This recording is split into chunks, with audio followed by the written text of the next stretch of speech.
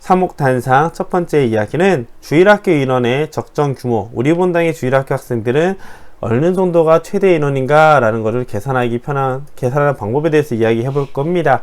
이게 왜냐면요, 본당 공동체를 보면은 어떤 신부님은 다 열심히 하지만 어떤 신부님은 공당이 아이들이 많아지고, 또 어떤 신부님은 현상 유지를 가고, 또 어떤 신부님들은 소수를 중심으로 키워내는 방식을 보신 적이 있을 거예요. 그러다 보니까 좀 재밌는 게 있습니다.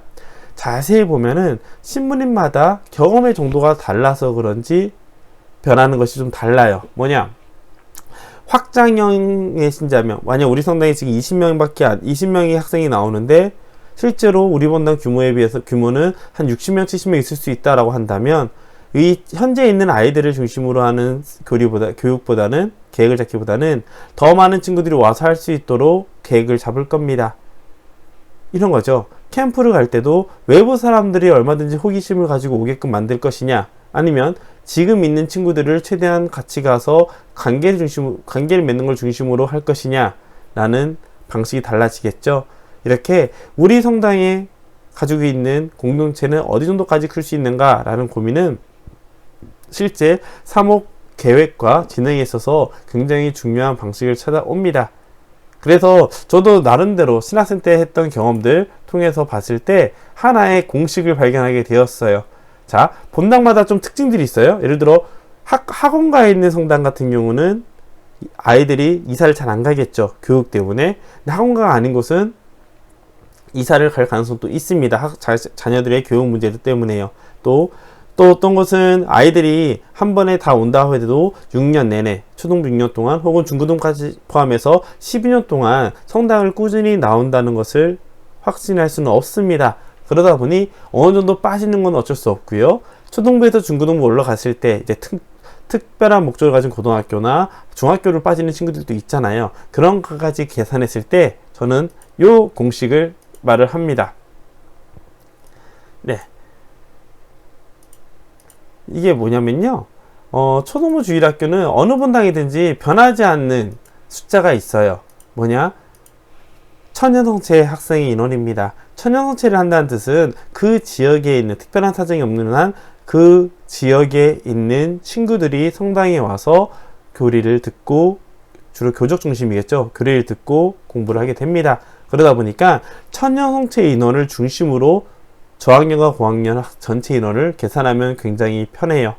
따라서 천연성체 인원이 곱하기 3분의 2 혹은 4분의 3인데요. 이 4분의 3은 이사를 가지 않는 가능성이 높은 학원가나 어느 정도 인프라가 갖춰진 지역을 의미하겠죠. 혹은 3분의 2 같은 경우는 일반적인 본당 계산을 하시면 될 겁니다.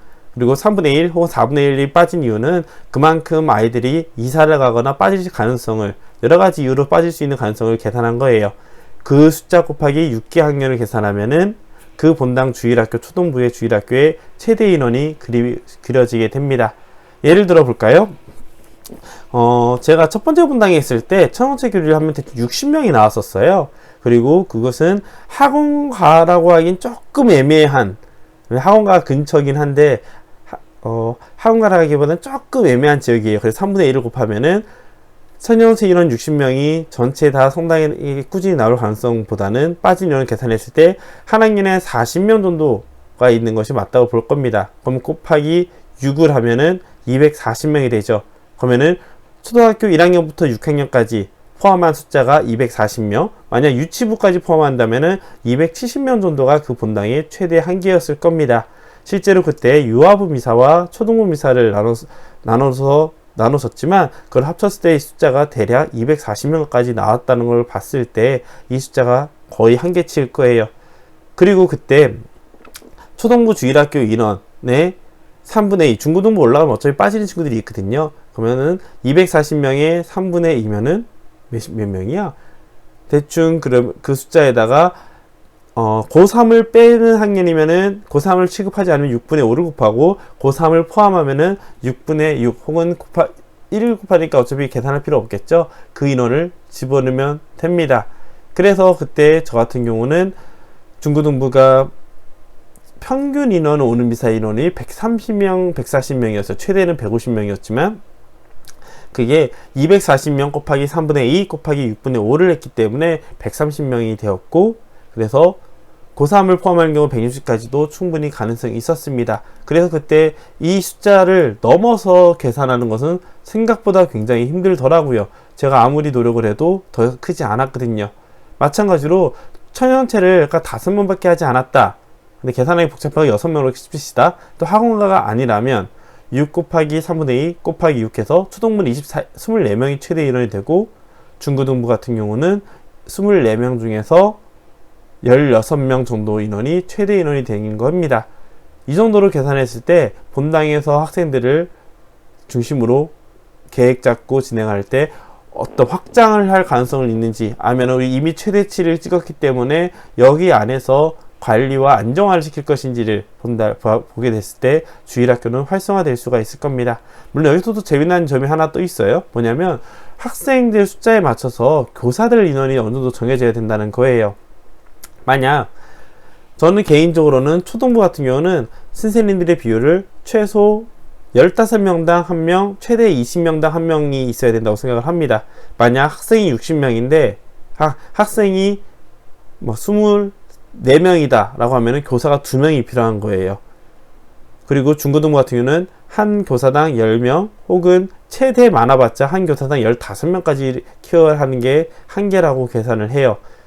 왜냐하면 학년별로 교리로 되어 있지만 실제로 교사가 너무 많아서 학생들이 너무 많이 쪼개져 있으면 친구들이 똘똘 묻히기보다는 쉽게 흩어지게 됩니다. 그래서 어느 정도 규모들이 필요하거든요. 그런데 학생들을 케어할 때 초등부나 중고등부 선생님들의 역량을 봤을 때 대부분 초등부는 15명에서 20명 사이, 중고등부는 10명에서 15명 정도가 되었을 때 가장 적극적으로 만날 수 있더라고요. 만약 학생 숫자에 비해서 교사가 너무 많다면은 학년을 쪼개는 것이 아니라 부서를 담당을 아예 독립적으로 줘서 한 학생이 만날 수 있는 교사인을 최대한 늘려주는 작업이 필요합니다. 그렇게 되었을 때 주일학교는 훨씬 더 효율적으로 그리고 효과적으로 돌아갈 수가 있어요.